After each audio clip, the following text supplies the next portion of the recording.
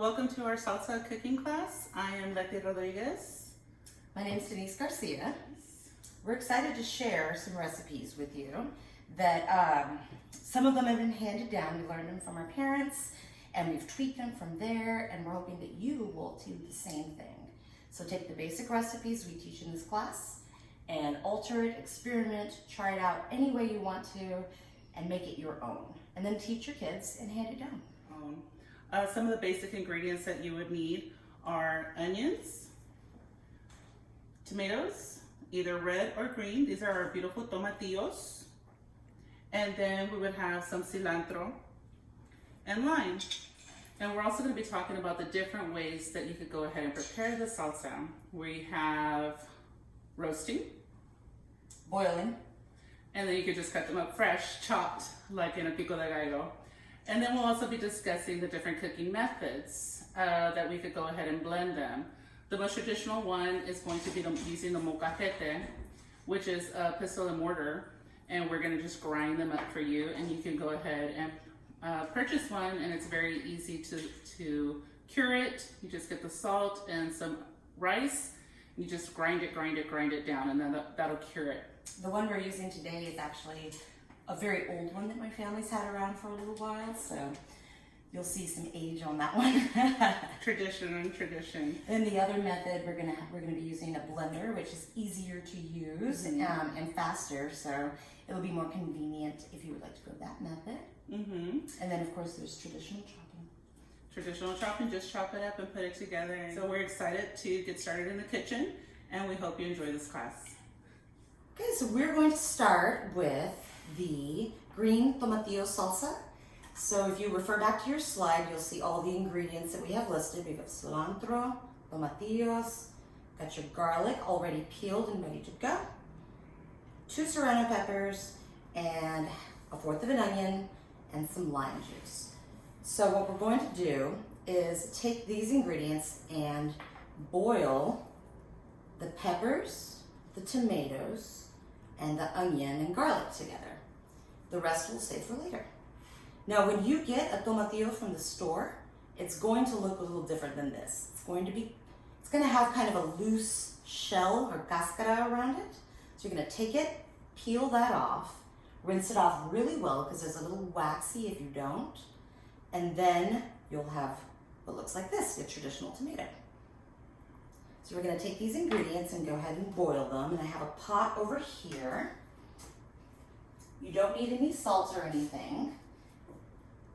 And you want to boil them until they are changed into a, I'm going to say, muted green color. And I'll give you a better idea of what that looks like as soon as these are ready to go. So we'll check back as soon as these are done boiling.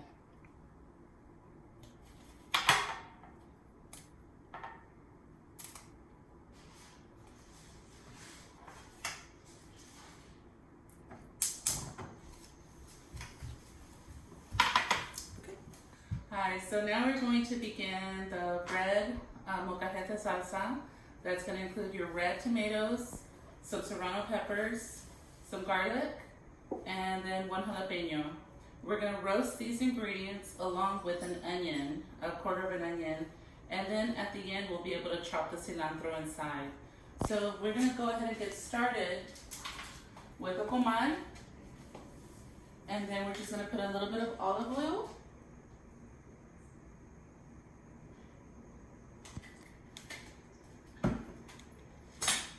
And we're just going to put the onion right on top along with the garlic.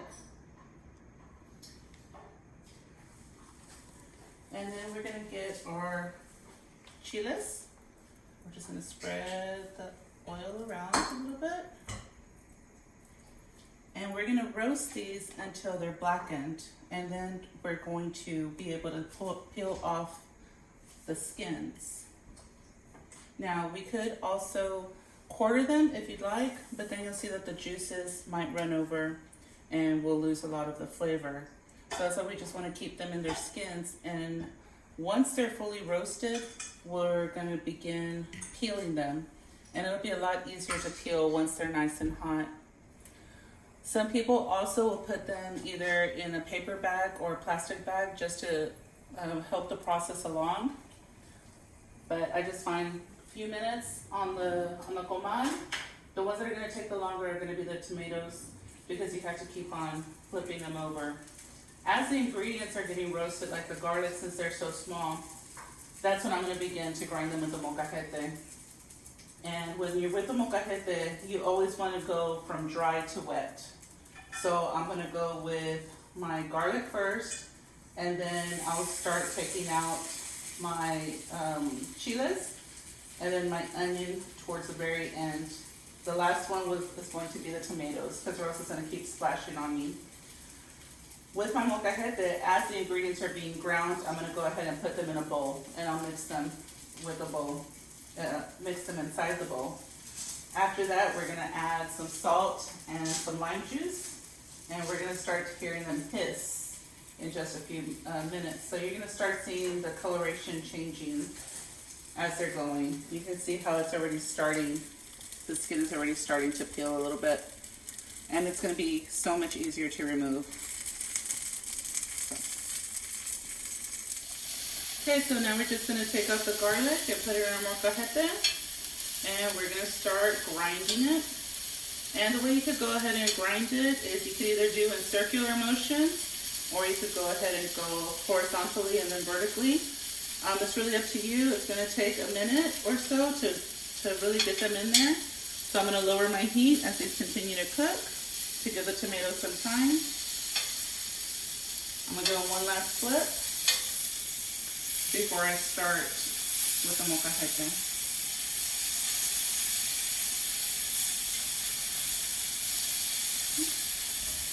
And by the time we get to the tomatoes, they're going to be pretty much already skinned themselves just from being on the heat.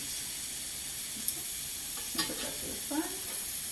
And then we're going to start grinding our garlic first. Like I said, we go from our dry ingredients to our wet.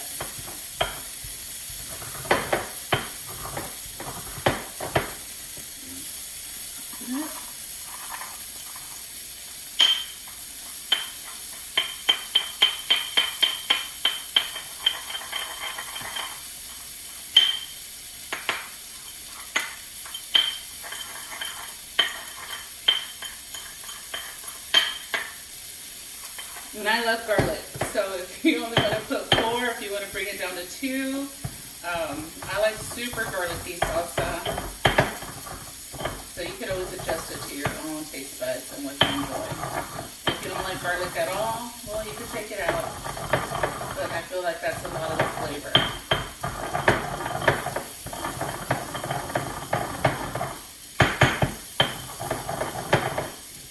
So you're wanting it to look similar to this.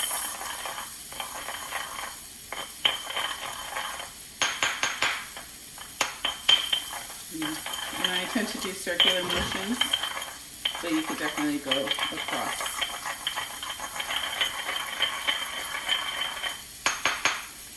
And then as I'm going along, I'm just going to be transferring it over to a bowl and collecting the rest of my ingredients.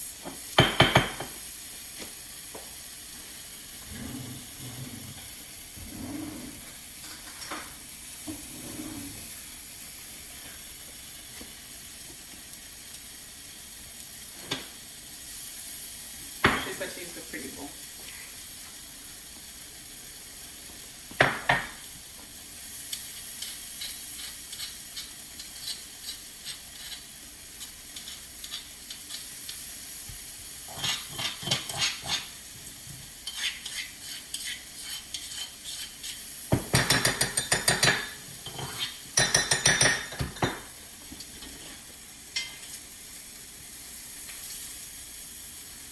And I'm going to try and do my onions.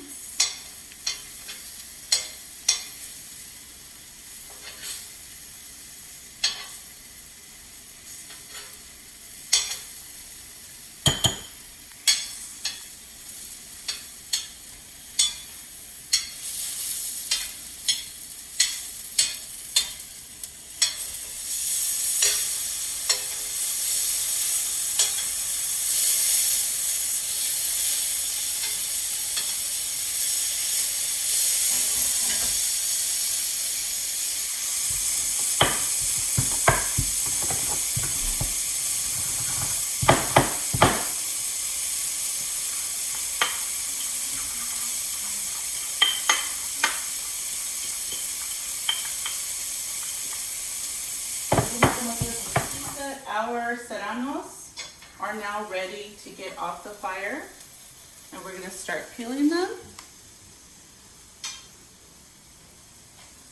I'm going to let them set for just a second as I rotate my jalapeno. Since it's bigger, it's going to take a little bit longer.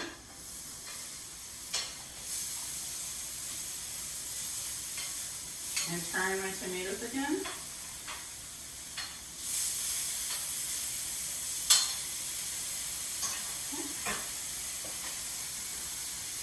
So the chiles, I usually use the blade of the knife, or you could also use the bat, and you're just going to gently start taking off the skin. And so once you take off the skin, then we're going to go ahead and mash it in the molcajete.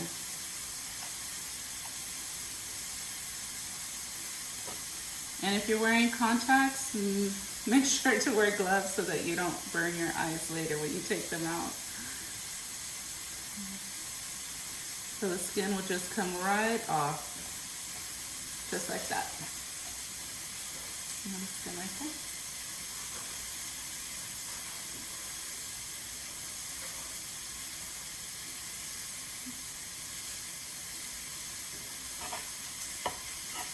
Fine. You see how easy it is just to peel it right off. That's why it's so important to make sure that it's roasted on all sides. If there was a side that was still not roasted, then that would be the part that's still green and it would be harder to take off.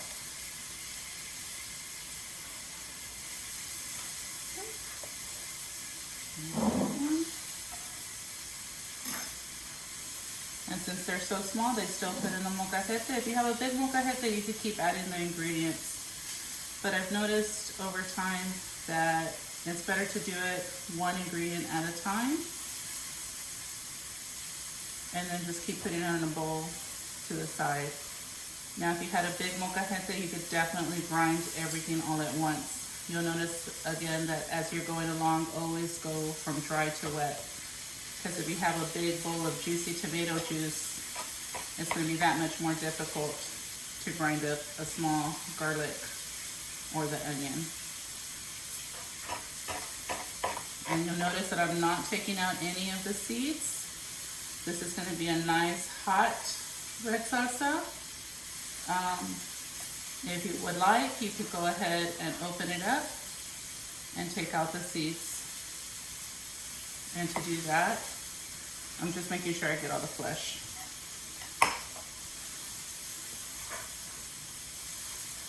here.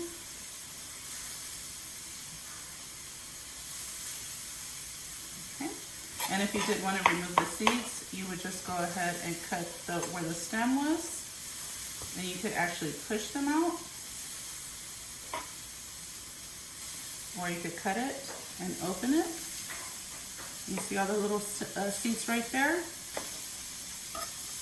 I don't usually take out the seeds, so you could always just take them out, depending on your level of heat.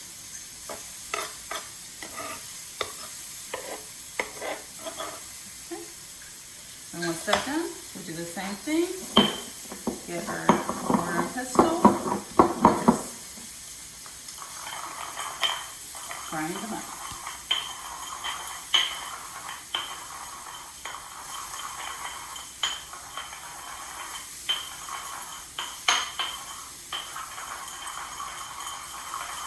And you see how the flesh is kind of stringy? Just make sure to get it all down ground very fine.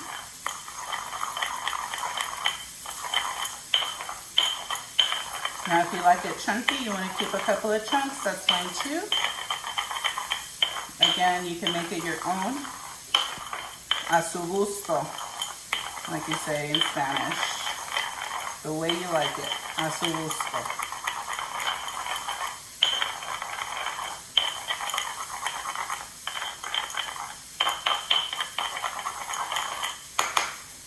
And now that my jalapeno is almost ready, I'm going to check on it, and that way I'll just grind all my chiles together.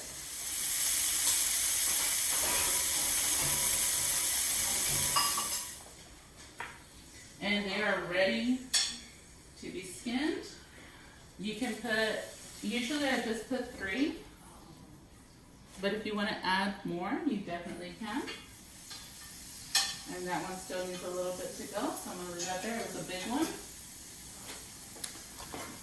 So you see how nice and charred and roasted it is? So it is just very easy just to peel off the skin. Just peel it off. You don't even need the knife usually. And then once it's peeled, I'm going to go ahead and quarter it before I put it in the molcajete. Again, it's going to be super juicy once we add it into the salsa. You're going to see it all come together. At the end, you could add some fresh onions or some fresh cilantro. I always like to put some fresh cilantro and the juice of 2 limes. So, see how nice and beautiful that is. I'm just going to do 3 pieces right now and just mash them up very slowly because they're so juicy. And then I'm going to be adding it to the rest of the ingredients.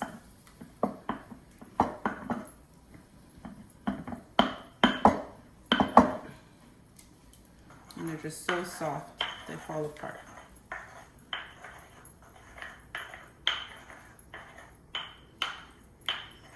If you like it chunky, leave a little pieces. If you like it nice and smooth, just keep going, grinding them in.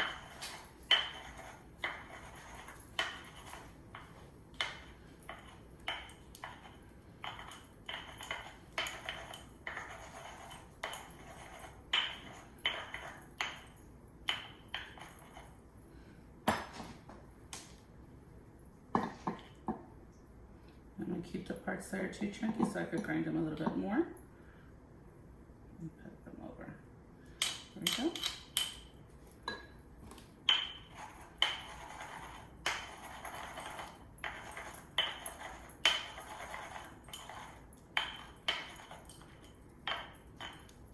And if they're too fibrous, I'll just go ahead and take them out.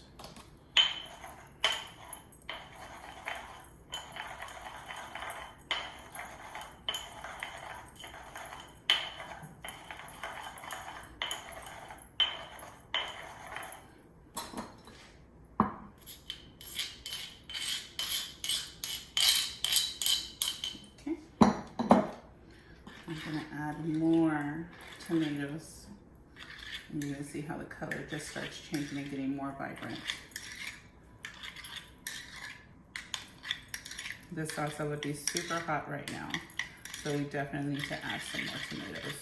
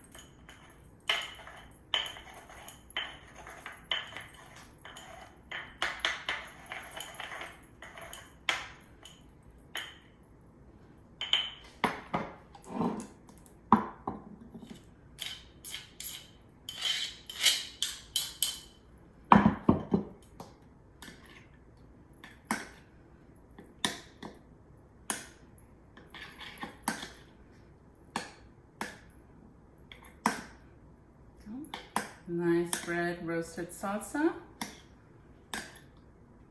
And I'm going to chop up some cilantro to add it in. And go ahead and get the stems out. Just the leaves.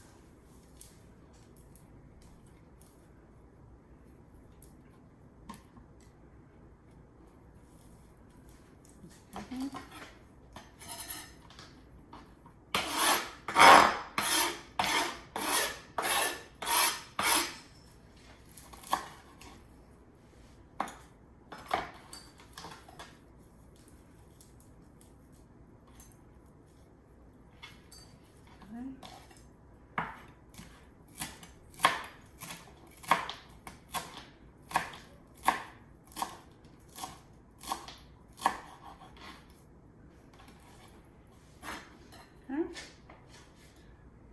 fresh cilantro. If you would like to add some fresh onions on top, and mix it all in.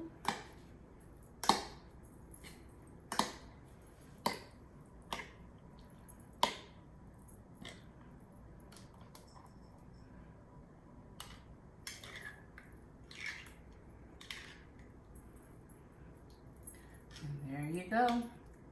Some delicious red roasted salsa made in a molcajete.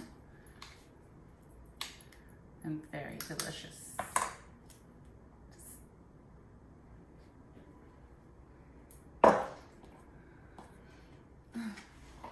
Now to finish up the green salsa, I've taken all the ingredients after the tomatoes are completely green and added them into the blender. So in here is the tomato, the garlic, the onion, and the 2 serrano peppers. So we're gonna blend this up with a handful of cilantro. Now, some people like to just take the leaves off the cilantro, and that'll give you a pure cilantro taste. Some of us like to just pull the stems off loosely and dump it on it. It's completely up to you how you want to do it. Cilantro has a pretty strong flavor already, so I feel like we're not losing anything. And if you have a good blender, those stems are just going to blend right into it. Then we'll add a little bit of salt. You can also wait to add your salt to the very end and see how everything tastes before you add your salt.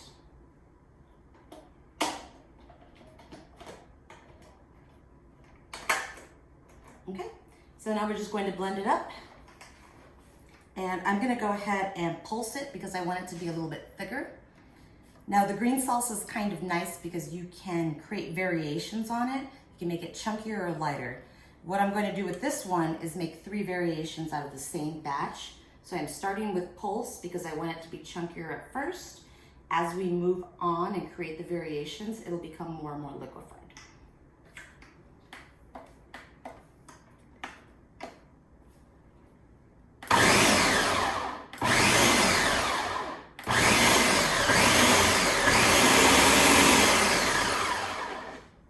Okay, this will be your variation number 1.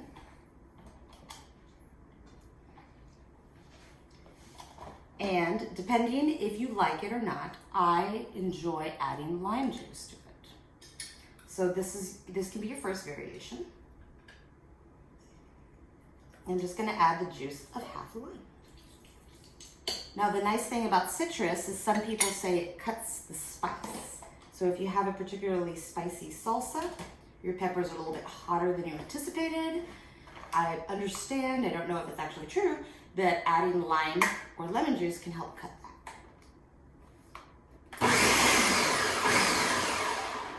Okay, see how that one looks? And this is variation number 1.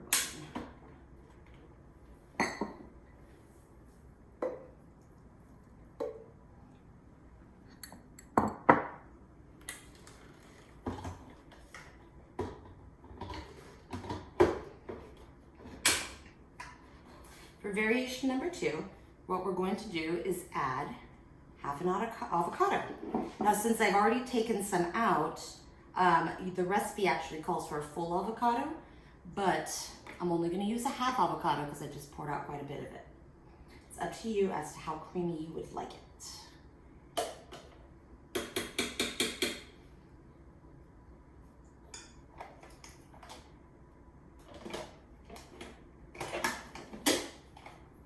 You're gonna cut that, right?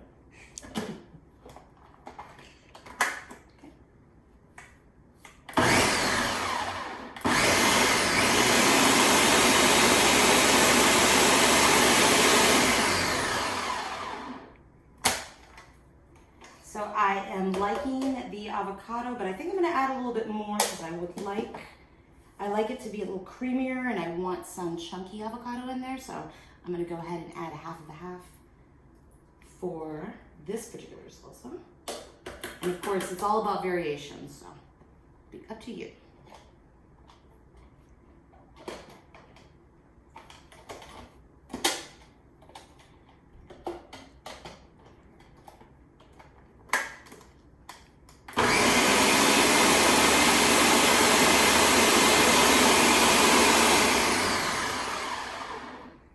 like that color a little bit more.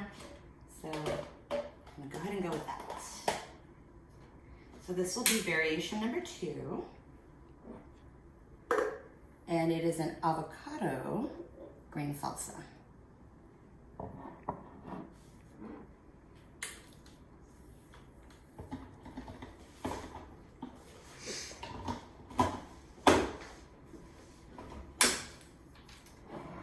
Now, for this part of it, what we're going to add is crema mexicana. It's like a sour cream, but it's got, to me, a little bit of a different kind of flavor. And this is going to add a lot of creaminess to it. And it'll also help kind of cut the acidity that salsa has in it. So when you go to restaurants and you really like that fluffy kind of green salsa, this can help you get there. If you want it fluffier, you can use whipping cream. So the recipe calls for, I believe, a cup of it for a full batch. I'm just gonna eye it today.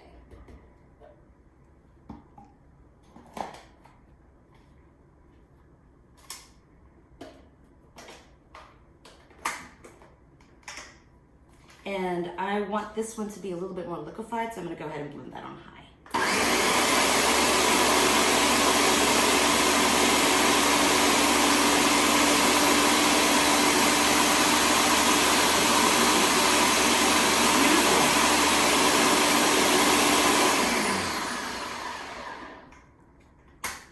So this will be our last variation, and it is a tomatillo green salsa, serrano base, with lime juice, avocado, and crema.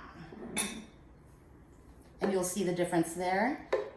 What's nice about this little trick is that you get 3 beautiful green salsas, lovely for display, easy to eat, and at a different heat level. So you kind of hit everybody's taste by making this variation. But I encourage you again to test out what you like. You can add bouillons for flavor, cumin. There's so many different varieties of peppers out there. So experiment, find out what's right for you, and come up with your own recipes and share it with us because we'd love to hear about it. So we just wanted to kind of go over a few add-ins that you can add to your salsa to personalize it, add different kinds of flavor. So we brought out some of our favorite spices. So this is paprika. This is a chipotle chili pepper. I'm a fan of Penske spices. I think that they're very strong. Another one that I don't have here is cumin, comino.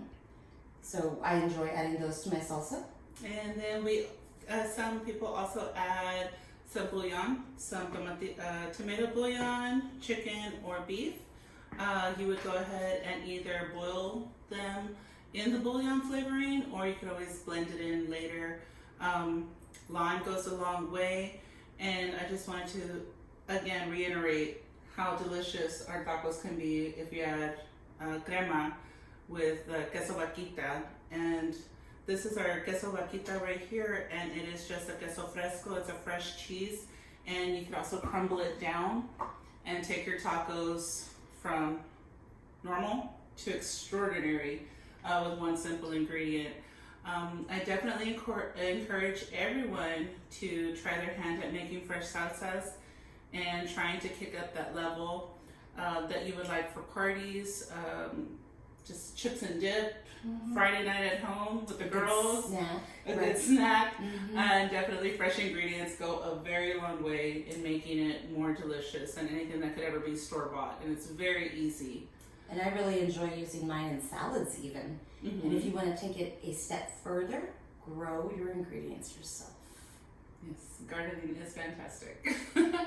So from me and Denise, just want to wish everybody a happy Heritage Month and encourage you to just try your best in what you do when it comes to cooking, as we do, and remember your ancestry and all of the lessons that we've been taught over the years.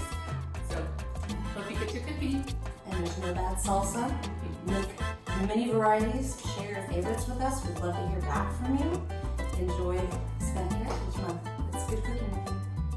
Thank you.